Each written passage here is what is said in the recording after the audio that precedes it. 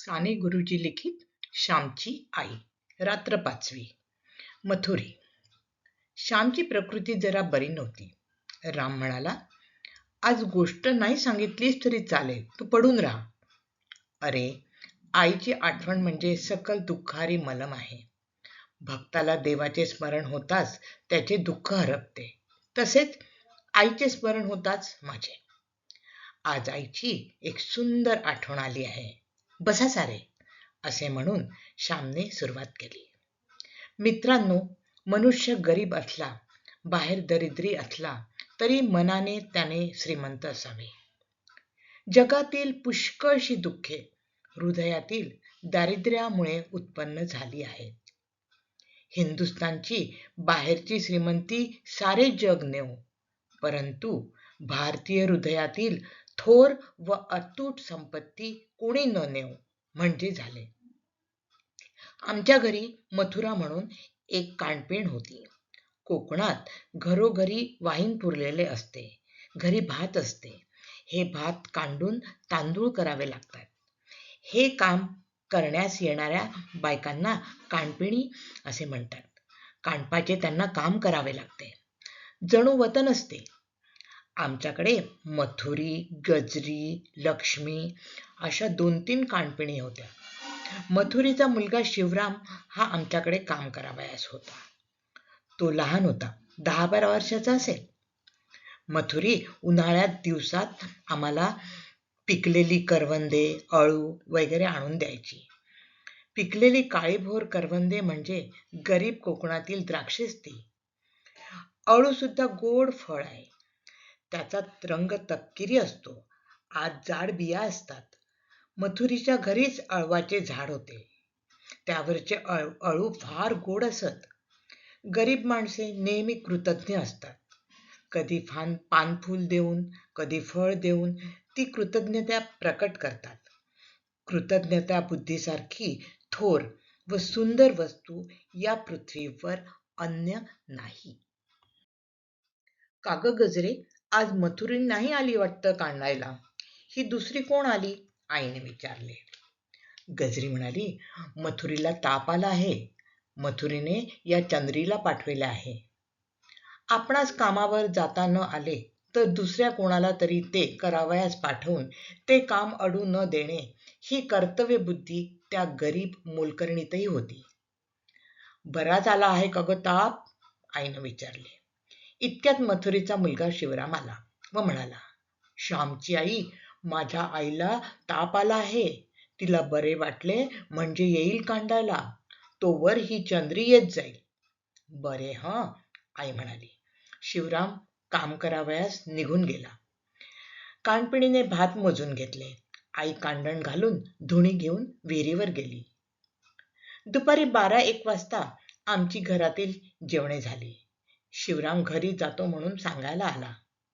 गुरांना पाणी घातलंस का? शेण वगैरे त्यांचे काढून ठेवलेस का? नाहीतर गुरे पायांनी तुडवतील व त्यातच बसतील. गवत घालून ठेव, आई त्याला सांगत होती. शिवराम म्हणाला, सारे केले, आता मी जातो. थांब शिवराम, इकडे ये जरा. आई घरात गेली व केळीच्या पानावर कडक भात व लिंबाच्या लोणच्याची फोड असे घेऊन आली. एका लहानशा गंजात तिने ताक आणले. शिवराम, हे तुझ्या आईला देव, म्हणावं लवकर बरी हो, असे म्हणून त्याला ते सारे देऊन आई घरात गेली. शिवरामाने पानासकट तो भात आपल्या रुमालात बांधून घेतला व हातात गंज घेऊन तो घरी गेला. 3 सांजा झाल्या. आमची शाळा सुटली होती. परवाच म्हणत होतो आम्ही, गजरे, ती समई कोंड्याला पुसून नीट लख्ख करून ठेव, आईने सांगितले. आमच्या घरात रात्री देवाजवळ नंदादीप असे. कांडणाच्या दिवशी समई पुसावायची असा रिवाज असे. भाताच्या कोंड्याला पुसल्याने समई स्वच्छ होते. गजरी समई पुसू लागली. आई कांडण मोजून घेऊ लागली. कानपिणीस कण्या, धापट वगैरे देण्यात आले. धापट म्हणजे तांदूळ कांडताना जो बारीक कोंडा पडतो तो. कानपणी निघून गेल्या. शिवरामाने झाडांना पाणी घातले. गुरांची दुधे काढली. आईने गाईचे दूध काढले. शिवराम घरी जावयास निघाला. सायंकाळी आईने मला गवती चहा आणून ठेवायला सांगितले होते. तुळशीत आले पुरले होते. त्यातील आले उकरून काढले. आई शिवरामला म्हणाली, शिवराम, हा गवती चहा घेऊन जा. हा आल्याचा तुकडा घे. घरी काढा करा. त्यात 4 धने व पिंपळाचे पान टाका व कडत कडत आईला द्या. मग पांघरूण घाला, म्हणजे घाम येईल व मोकळी होईल. थांब हो, 2 खडीसाखरेचे खडे पण देते. असे म्हणून आई घरात गेली व खडीसाखर घेऊन आली. शिवराम सारे घेऊन निघाला. मथुरेने शिवरामला विचारले, श्यामच्या आईने दिले? कपाळ लई दुखते, सारखे ठणकते. अक्षी कपाळाला हात लावून बसली आहे. रात्री झोपली नाही, शिवरामने सांगितले. बरे, आज दुपारी जाशील तेव्हा सुंठ व सांबर शिंग देईन. ते उगाळून तिच्या कपाळास चांगला लेप द्या, म्हणजे बरे वाटेल, आई म्हणाली. तो जो आपल्या कामात दंग झाला. शिवराम मोठा गोठा झाडू लागला. शेणाच्या गोऱ्या घालू लागल्या. आई भाजी वगैरे चिरू लागली. 2 प्रहर झाले. शिवराम आदल्या दिवसाप्रमाणे आंब्या एवढा भात, लोणच्याची फोड घेऊन निघाला. सुंठ व सांबर शिंग आईने त्याच्याजवळ दिले. सांबराचे शिंग औषधी असते असे म्हणतात. सुंठ, वेखण, सांबर शिंग त्याचा ओढा कपाळाला दिला तर डोके दुखणे राहते. इतरही कुठे दुखत असेल तर त्याचा लेप देतात. काही दिवसांनी मथुरी बरी झाली. ती फारच खंगली होती, अशक्त झाली होती, परंतु ती कामावर येऊ लागली. 15-20 दिवस ती कामावर आली नव्हती. ती कांडायला आलेली पाहून आई म्हणाली, मथुरे, किती ग वाळलीस तू? कांडण होईल का तुझ्याकडून?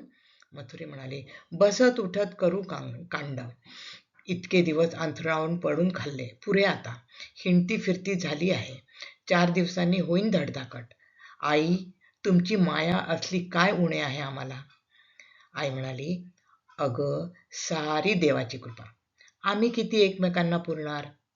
बरे, पण मुलांचा भात झाला आहे. तूही 4 घास खा त्यांच्याबरोबर, म्हणजे कांडायला जरा शक्ती येईल. दुपारी आज येथेच जेव पोटभर, ऐकलेस ना? त्या दिवशी आमच्याबरोबर मथुरी सकाळचे जेवली. मथुरीच्या तोंडावर त्यावेळेस केवढी कृतज्ञता होती. ती मथुरी आता म्हातारी झाली आहे. मी एखाद्या वेळेस कोकणात गेलो तर मथुरीला भेटावायला जातो. तिच्या तोंडावर सुरकुत्या पडल्या आहेत, तरीही एक प्रकारची प्रसन्नता व वत्सलता तिच्या तोंडावर दिसते.